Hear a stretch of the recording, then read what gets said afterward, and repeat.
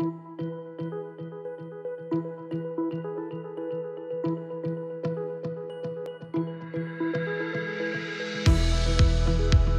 l'heure où nombre d'entreprises françaises et européennes éprouvent des difficultés d'approvisionnement et où symétriquement les économies du sud de la Méditerranée sont violemment affectées par la baisse du tourisme international, on peut se demander dans quelle mesure les accords d'association entre l'Union européenne et les pays du Maghreb ont permis de bâtir des chaînes de valeur régionales, notamment dans l'industrie, une stratégie gagnant-gagnant pour les deux côtés de la Méditerranée.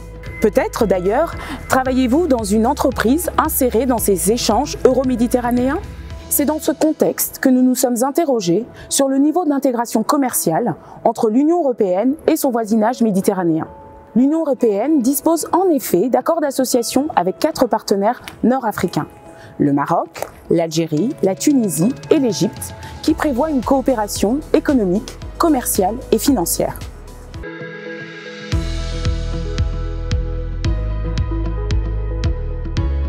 Notre étude montre que le bilan de ces accords d'association est globalement positif, mais qu'une modernisation du cadre commercial est nécessaire pour exploiter tout le potentiel d'échange entre les deux rives de la Méditerranée. Ces accords, conclus au début des années 2000, ont permis une progression des échanges entre l'Union européenne et l'Afrique du Nord, malgré un contexte international difficile. Crise financière de 2008, crise de la zone euro, printemps arabe.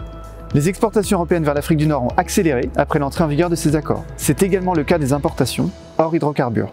On peut aussi noter le développement et la structuration de filières industrielles euro-méditerranéennes, dans la continuité de la conclusion de ces accords. C'est le cas notamment dans les secteurs de l'automobile, de l'aéronautique et des machines industrielles. Ce dynamisme commercial a permis à l'Afrique du Nord de stabiliser sa part dans les échanges de l'Union européenne, autour de 3% en 2019. Toutefois, la montée en puissance de concurrents, en particulier la Chine et la Turquie, a conduit à la diminution de la part de l'Union européenne dans les échanges nord-africains, de 67% à 53% pour les exportations et de 55% à 39% pour les importations entre 1999 et 2019.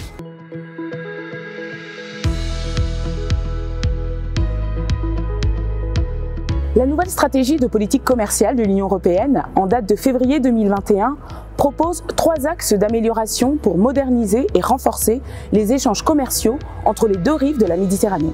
Le premier axe consiste à compléter les accords d'association par des accords de libre-échange complets et approfondis, comprenant des volets dédiés aux services, au développement durable ou encore à l'investissement, permettant ainsi une meilleure intégration commerciale entre les deux zones. Le deuxième axe est un rapprochement des normes techniques et une harmonisation réglementaire dans le domaine industriel, notamment dans le secteur textile-habillement.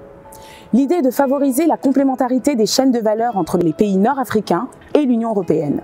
Le troisième axe vise à conclure le processus de modernisation de la Convention pan-euro-méditerranée qui permettrait, en fixant des règles d'origine harmonisées à l'échelle euro-méditerranéenne, d'accompagner la structuration de filières de production colocalisées dans le secteur du textile par exemple, et de faciliter les échanges de marchandises à un tarif préférentiel vers d'autres pays de la zone.